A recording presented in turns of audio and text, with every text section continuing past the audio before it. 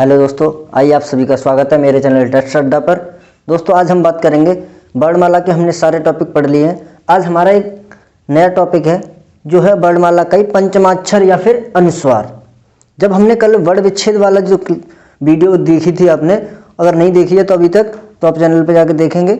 जो वर्ण विच्छेद वाला जो हमने टॉपिक पढ़ा है उसमें एक पंचमाक्षर जो आते हैं जिसमें स्पर्शी व्यंजनों में हर एक वर्ड का पंचमाक्षर होता है, उसकी क्या क्या विशेषताएं हैं। और अनुस्वार कैसे बनता है, अनुस्वार किसकी जगह आता है। तो आइए हम बात करते हैं। जैसे मैंने एक शब्द लिख दिया संगम,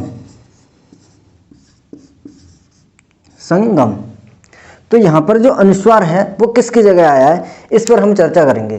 देखो, जो भी पंचमाक्षर होते हैं ये किसके साथ आते हैं। जिस भी वर्ड में ये अनुस्वार लगा हुआ है उसके पीछे जो वर्ड है, जो अनुस्वार है उसके जो पीछे वर्ड है उस वर्ग का पांचवा अक्षर का अनुस्वार हो जाता है। वैसे हम इसे ऐसे भी लिख सकते हैं, जैसे ये ग वर्ड है, क ख ग, मतलब कि क वर्ग है। क वर्ग का पंचम अक्षर क्या होता है, या। तो ये कैसे हो जाएगा, संगम, ऐसे हो जाएगा। ये मतलब कि ये ग का पंचमा अक्षर हो जाएगा। मतलब कि ये हमेशा जो अनुस्वार है वो अपने वर्ग के पंचमा अक्षर, इसके वर्ग, इसके पीछे जो भी वर्ग होगा उसका पंचमा अक्षर होगा ये अनुस्वार। जैसे कि हम लिखते हैं अंक, अंक, ये किसकी जगह आया है अनुस्वार, ये आया है जैसे अंक,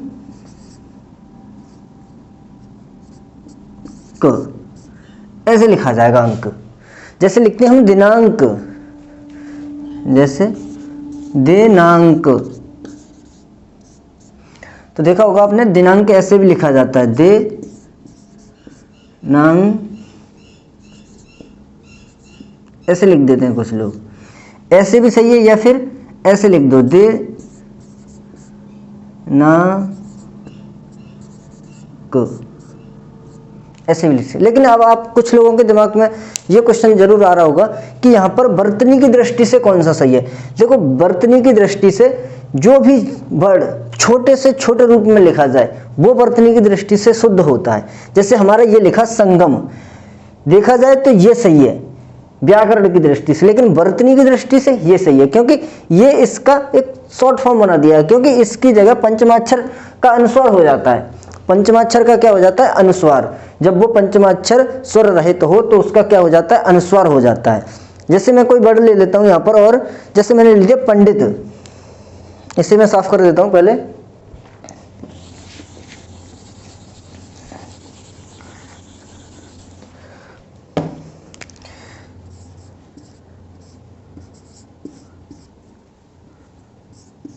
पंडित, अब ये अनुस्वार है वो किसकी जगह आया है। देखो ये कौन सा वर्ड है, ट वर्ग है, ट ठ ड। तो ट वर्ग का पंचमाक्षर कौन सा होता है, ये होता है हमारा अणा। ट वर्ग का पंचमाक्षर क्या होता है, अणा।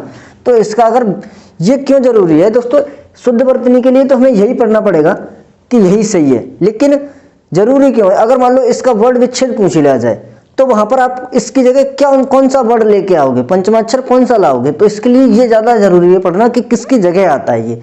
तो जैसे ये किसकी जगह आया है अनुस्वार, ड, मतलब कि ट वर्ग का पंचमाक्षर कौन सा होता है, अणा। तो ये इसकी जगह आया है पंडित, इसलिए आपने ऐसे भी लिखा देखा होगा। लेकिन ज्यादा शुद्ध हम अनुस्वार वाले वर्ड को ज्यादा शुद्धि के रूप में माना गया है जिस पर अनुस्वार लगा होता है।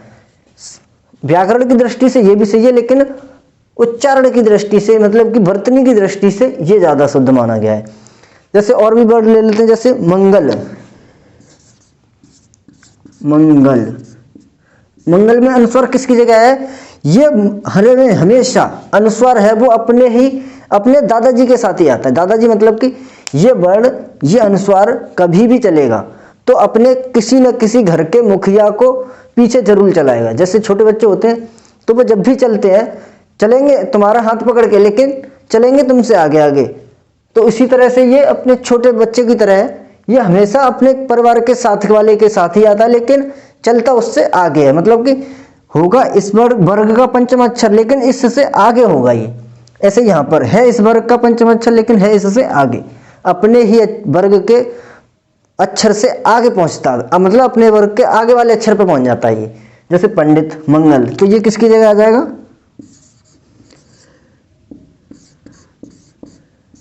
मंगल। ये हमेशा आधा होता है। जैसे यहाँ पर ये आधा कैसे हमने लगा दिया, ऐसे लगा दिया, यहाँ पर ये ऐसे लग पाएगा। जैसे हम बात करें संसार,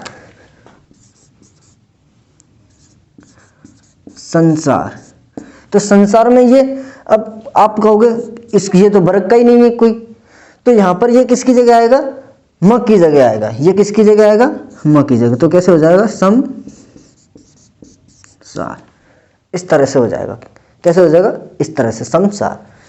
तो इस तरह से और भी हम वर्ड देख लेते हैं कौन कौन से वर्ड हैं। जैसे कंबल, इधर ही लिख लेता हूं मैं, जैसे कि कंबल।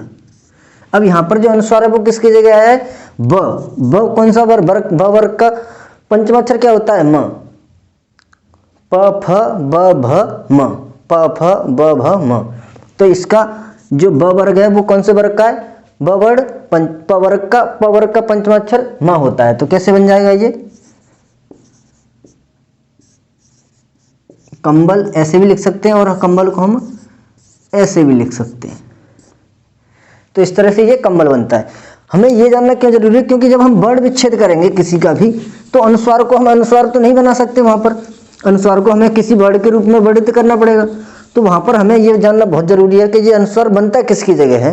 जैसे वर्णों की शुद्धिकरण के लिए अगर पूछा जाता है तो वहां पर अनुस्वार वाला वर्ण ज्यादा शुद्ध माना जाता है, क्योंकि अनुस्वार हमारा एक छोटा रूप हो जाता है, मतलब कि उस वर्ग को छोटा रूप करके अनुस्वार में बदल दिया जाता है। तो इस तरह से वहां पर वर्तनी की दृष्टि से हमारा शुद्ध कौन सा होगा?